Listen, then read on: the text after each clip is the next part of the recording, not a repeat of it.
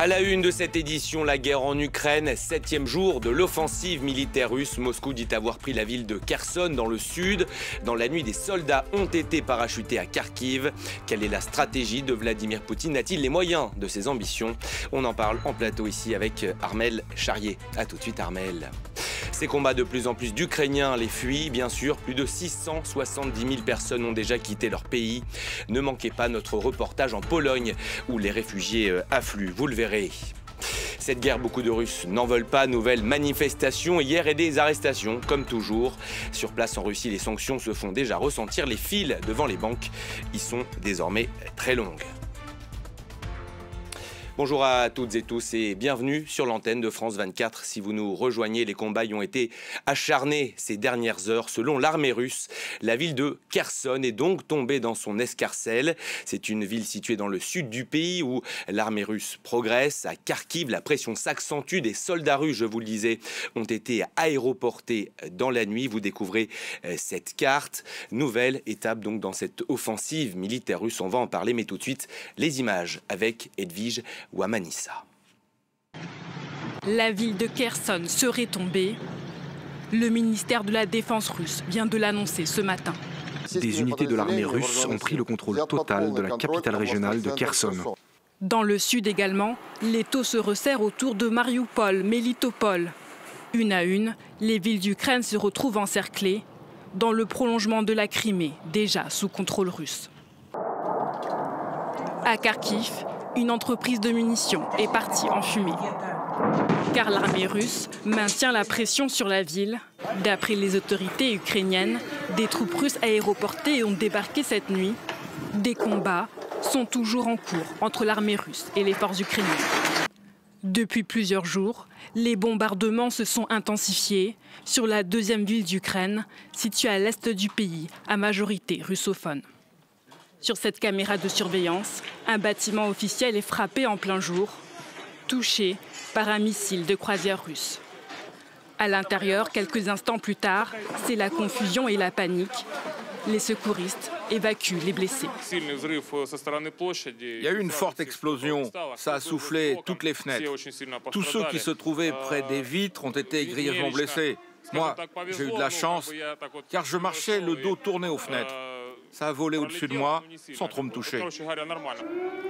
Même tension à Kiev, où la tour de télévision a été bombardée hier, interrompant momentanément les programmes. Au moins 5 personnes sont mortes et 5 autres ont été blessées. Voilà donc pour les images. Bonjour Armel Charrier. Bonjour Florent. On va tenter de décrypter avec vous la stratégie militaire de Vladimir Poutine. C'est bien sûr l'un des enjeux de la journée. De nouveaux éléments, bien sûr, nous sont parvenus. On a donc vu cette ville, Kherson, qui, selon l'armée russe, serait donc tombée entre ses mains. C'est un autre front après Kiev et Kharkiv. L'objectif, c'est quoi? Remonter par le sud pour encercler ces grandes villes du nord? Oui, l'objectif là, c'est la meilleure réussite russe, en fait, lors de l'opération qui a été menée, l'opération de tout début, c'est de passer en fait par la Crimée et de rentrer par l'intérieur des terres. La Crimée annexée en 2014, on le rappelle. Voilà, et donc qu'on voit du coup en Achurée.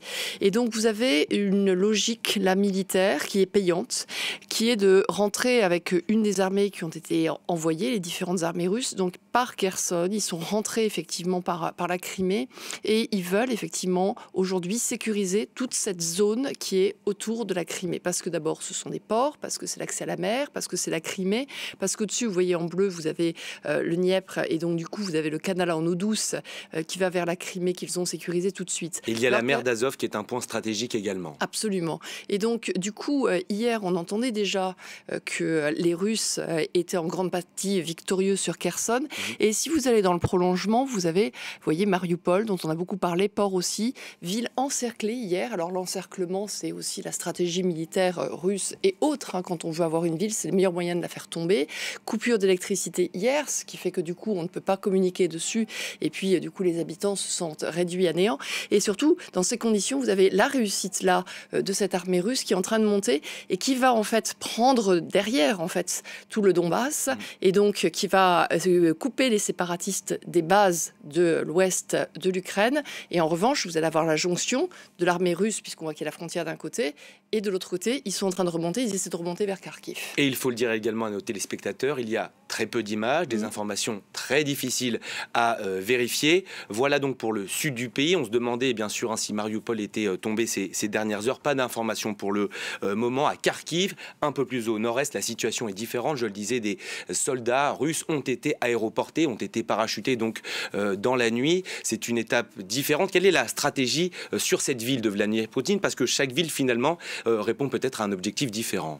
Oui, alors Kharkiv, vous avez aussi une stratégie qui était, parce que là, on est dans la zone russophone. Et on est très proche de la Russie. Voilà, très proche de la Russie. On n'a quasiment aucun témoignage. Les témoignages que nous apportons des Ukrainiens, c'est des Ukrainiens qui sont de l'Ouest. Dans ces villes-là, on n'a quasiment pas de contact aujourd'hui. C'est les militaires russes sont sur place. Et au départ, ils ont commencé à y aller, j'allais dire, de façon assez clémente. Et puis, il y a eu une résistance qui est en plus assez importante dans la mesure où Kharkiv, on l'appelle aussi Kharkov, parce que quand on est russophone, on prononce Kharkov. Et il y a un vrai débat justement sur même Kiev et la manière de le... Et même dans les familles ukrainiennes, ils le disent d'ailleurs eux-mêmes qu'ils ont des pans de famille qui vont pas appeler de la même manière. Mais on s'attendait du coup à ce que la partie russophone de cette ville, du coup, aille aider Vladimir Poutine. Or, il y a des combats aujourd'hui. Il y a aussi le fait qu'on ait fait appel aux parachutistes et que derrière, ça veut dire qu'on est sur j'allais dire, une guerre plus classique d'infanterie, avec des tirs, avec destruction certainement de matériel, que ce soit d'abord des emblèmes gouvernementaux, des emblèmes par exemple, comme c'est la deuxième ville d'Ukraine, peut-être le palais du gouverneur. Vous voyez différentes zones sur lesquelles on peut taper. Kharkiv qui a été bombardé hier, des combats ont lieu. On a également parlé sur France 24 de cette impressionnante colonne de chars russes qui se dirige vers Kiev. Ce convoi, eh bien, il semble avancer moins vite que ce que le chef du Kremlin prévoyait. Vous en avez parlé brièvement, car un peu partout, la résistance s'organise. Cocktail Molotov improvisé, Ukrainiens qui n'avaient parfois jamais pris les armes et qui font la queue pour s'en procurer. Certains sont prêts à donner leur sang pour défendre leur pays. C'est un reportage de nos confrères de France 2. Des femmes en guerre, des combattantes civiles qui fabriquent des cocktails Molotov artisanaux. Nous sommes dans une école transformée en atelier clandestin. Le lieu est tenu secret pour des raisons de sécurité. Bouteilles et mèches de fortune, un effort de guerre qui rappelle des scènes de la Première Guerre mondiale. Cette femme a son mari sur le front. En étant ici, je l'aide, même si j'aimerais mieux être avec lui sur la ligne de front pour jeter cet ennemi hors de notre pays. Voici comment les civils ukrainiens utilisent ces armes de fortune contre les blindés russes, quitte à se brûler. Retour à l'atelier.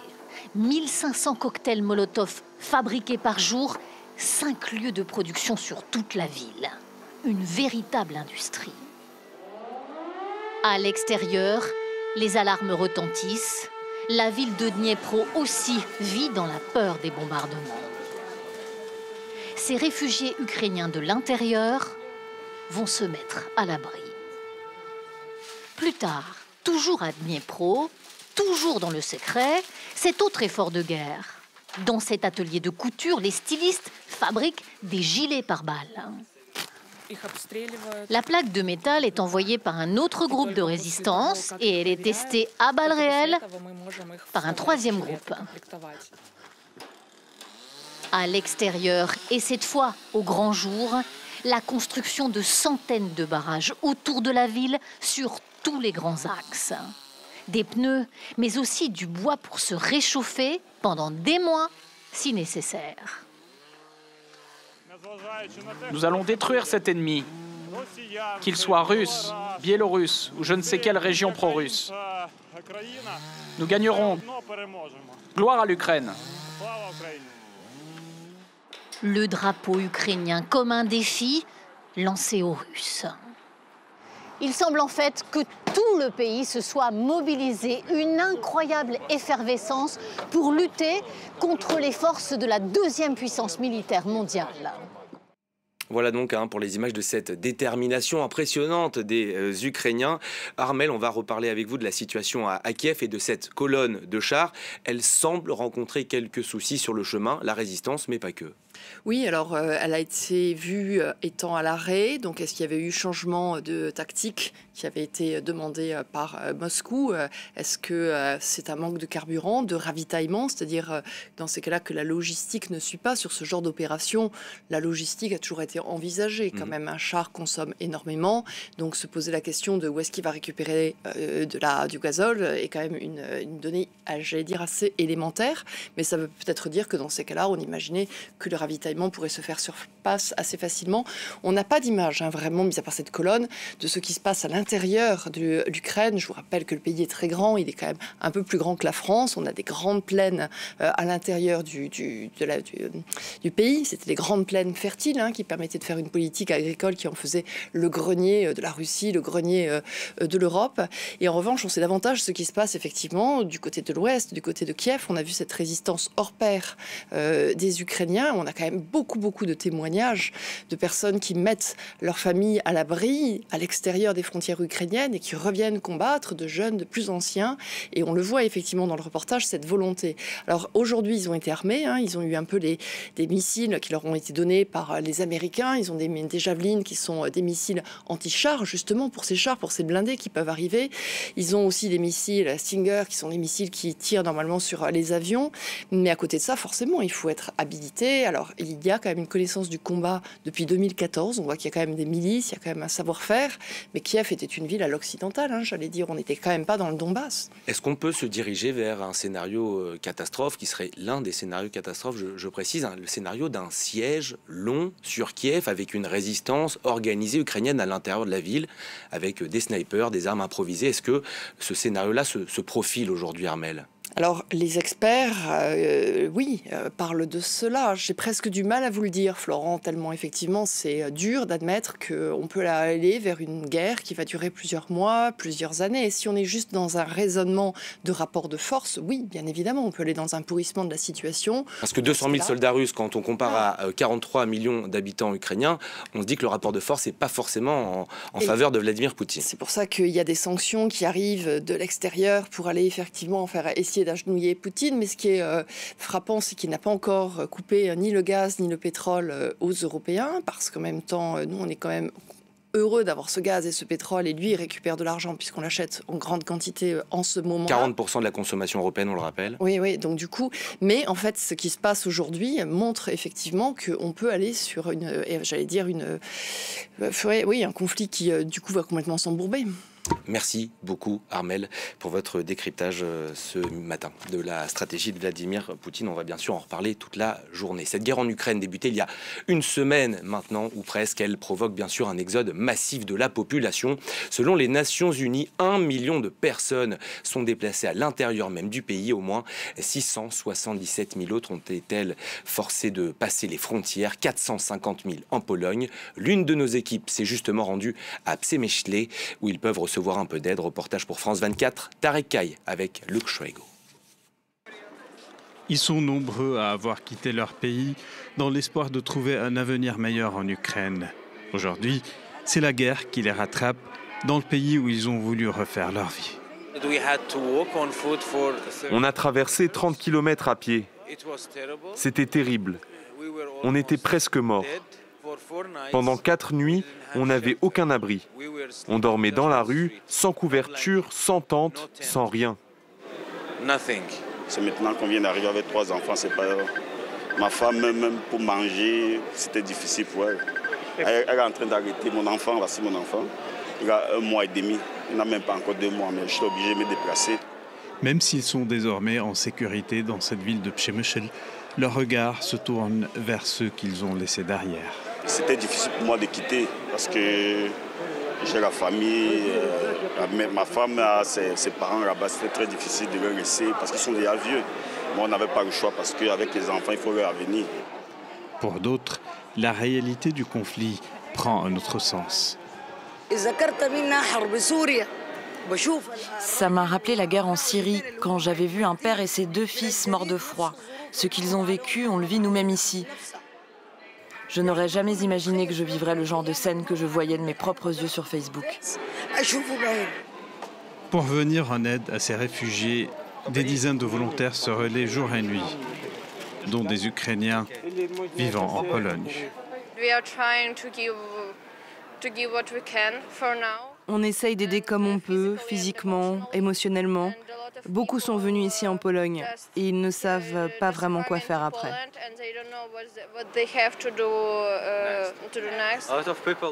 De nombreuses personnes ont perdu leur famille, leur maison.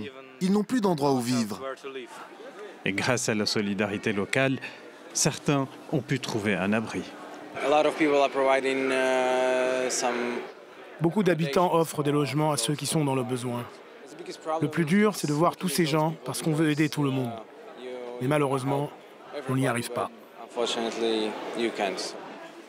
Przemyśl n'est donc qu'une étape de ce long périple qu'entreprennent tous ceux qui fuient l'Ukraine. Ceux qui le peuvent partent encore plus vers l'ouest, loin du vacarme de la guerre, alors que le nombre des réfugiés qui fuient les frontières ukrainiennes ne cesse d'augmenter d'heure en heure. Eux ont bravé l'interdiction de manifester. Des milliers de Russes ont exprimé hier leur opposition à la guerre menée par leur président en Ukraine.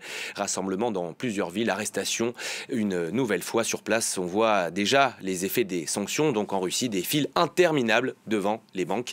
Les Russes veulent retirer leur argent. Reportage, Julie Vitaline. Des monuments historiques en hommage aux villes martyrs ukrainiennes de la Seconde Guerre mondiale, sur lesquels ces fleurs ont été déposées. Les signes de solidarité avec Kiev se font discrets ici à Moscou et les paroles contre la guerre sont prononcées à l'écart de la foule. Tout aurait pu se régler pacifiquement, sans faire la guerre, pour que les gens ne meurent pas. L'Ukraine est un peuple frère, donc je suis contre. Cette opposition ne semble pas massive parmi les Russes, mais les sanctions économiques imposées par les Occidentaux vont-elles accroître la défiance envers Vladimir Poutine ? Hier, le rouble a perdu 30% de sa valeur, provoquant devant certaines banques de longues files d'attente pour retirer de l'argent. À Moscou, aujourd'hui, les habitants sont divisés entre angoisse et lassitude. Les banques ont augmenté le taux de crédit. Moi, je n'en ai pas pris, mais ma famille, oui. Ça va augmenter et ça fait très peur. Je ne sais pas comment on va vivre maintenant. On a l'habitude de vivre avec des sanctions. Alors pourquoi avoir peur ? Des conséquences sur la vie quotidienne, mais aussi la vie professionnelle des Russes. Les liaisons aériennes vers l'Europe sont presque intégralement coupées. Ceux qui travaillent à l'étranger sont lourdement impactés. Mon activité a souffert, bien sûr. D'abord à cause du Covid, et maintenant à cause de ces sanctions, et des pays qui ne nous délivrent plus de visas. Eh bien, on fera avec. On peut toujours se réorienter vers autre chose. Pour les Russes, ce ne sont que les premiers effets des multiples sanctions prises contre leur pays. Armel, dernière question avant de vous libérer sur les pourparlers qui doivent reprendre donc entre Russes et Ukrainiens. La solution diplomatique est-elle crédible à ce jour ? On a vu qu'hier, ça n'avait pas marché, mais en même temps, ils sont d'accord pour se revoir et il y a forcément des choses à mettre sur la table. Il y a la question fondamentale du sort des civils qui, si on va vers une guerre qui dure, dans ces cas-là, vont payer un prix extrêmement lourd. Ça va être avec des centaines de milliers de morts. Donc ça, c'est quelque chose de primordial. Trouver un corridor humanitaire, trouver un cessez-le-feu. Il faut que les deux parties aient quelque chose à mettre dans la balance pour à la fois s'en sortir dignement et à la fois ne pas laisser l'autre complètement embourbé. Alors, si on est un peu intelligent, on peut trouver. Si on a envie de la guerre, on n'ira pas plus loin. Avec l'objectif, bien sûr, de trouver peut-être un cessez-le-feu au plus vite pour l'Ukraine. Merci beaucoup, Armel, pour votre décryptage. Vladimir Poutine est un dictateur plus isolé que jamais. Ce sont les mots de Joe Biden. Lors de son discours sur l'état de l'Union à la tribune du Congrès, le président américain a réaffirmé, bien sûr, le soutien de son pays à l'Ukraine et a annoncé la fermeture de l'espace aérien des États-Unis aux avions russes. Nous sommes unis, a-t-il déclaré devant l'ambassadrice ukrainienne, très émue et très applaudie. Galvanisé par un congrès qui a mis de côté les querelles partisanes, Joe Biden se livre à la traditionnelle prise de parole présidentielle. Un discours sur fond d'invasion russe en Ukraine. Dans la salle, le drapeau ukrainien est partout. Vladimir Poutine a voulu ébranler les fondements même du monde libre, pensant qu'il pourrait le faire plier avec ses menaces. Mais il s'est trompé de calcul. Il pensait pouvoir renverser l'Ukraine et le monde avec, Au lieu de cela, il a rencontré un mur de force qu'il n'aurait jamais pu anticiper ou imaginer. Il a rencontré le peuple ukrainien. Pendant près de 15 minutes, Joe Biden énumère les sanctions visant Vladimir Poutine, mais aussi plus généralement l'économie russe. Nous viendrons chercher vos biens mal acquis. Et ce soir, je vous annonce que tout comme nos alliés, nous fermons l'espace aérien américain à tous les vols russes pour isoler davantage la Russie et ajouter une pression supplémentaire sur son économie. Il n'a aucune idée de ce qui arrive. Le président américain a également annoncé des mesures pour pallier à l'isolement de la Russie sur la scène économique mondiale. Ce soir, je peux annoncer que les États-Unis ont travaillé avec 30 autres pays pour délivrer 60 millions de barils de pétrole provenant des réserves du monde entier. Nous libérons 30 millions de notre propre réserve et nous sommes prêts à faire plus si nécessaire, unis avec nos alliés. Un discours sur l'Union chamboulé par l'actualité internationale, donc. L'exercice est habituellement réservé à la politique américaine intérieure. Bonjour Lynn Rifaille. Bonjour Florent. On va parler économie avec vous. On a entendu Joe Biden qui va donc débloquer des fonds stratégiques pour des barils de pétrole. Le baril de pétrole qui a dépassé les $110. C'est du jamais vu depuis bien longtemps.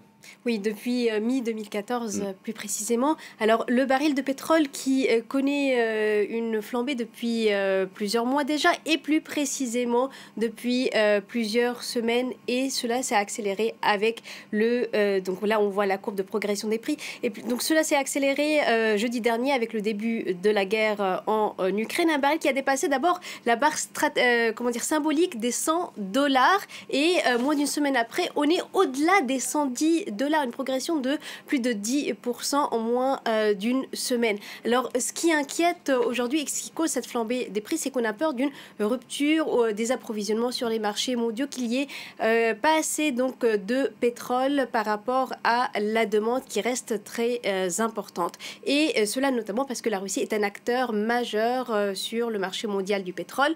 La Russie, il faut le rappeler, est le 3e producteur mondial, derrière les États-Unis et derrière l'Arabie Saoudite, et aussi c'est le 2e exportateur mondial de pétrole. Ce que l'on craint, c'est que les difficultés déjà présentes sur le marché mondial du pétrole s'accroissent et qu'il y ait désormais une demande qui dépasse largement l'offre disponible. Et la question qu'on peut légitimement se poser aujourd'hui, Lynn, c'est comment limiter cette hausse ? Alors, les pays essayent d'agir pour limiter cette flambée des prix. On a entendu tout à l'heure Joe Biden évoquer la possibilité donc de puiser dans les réserves stratégiques. Il évoquait ces 60 millions de barils par jour qui seraient puisés donc dans les stocks stratégiques de l'AIE, les pays de l'Agence internationale de l'énergie. Donc ce sont 31 pays, les États-Unis plus 30 autres. Les États-Unis vont puiser donc dans leurs stocks stratégiques près de 30 millions de barils par jour, 30 millions pour les autres pays. Donc on met davantage de pétrole sur le marché pour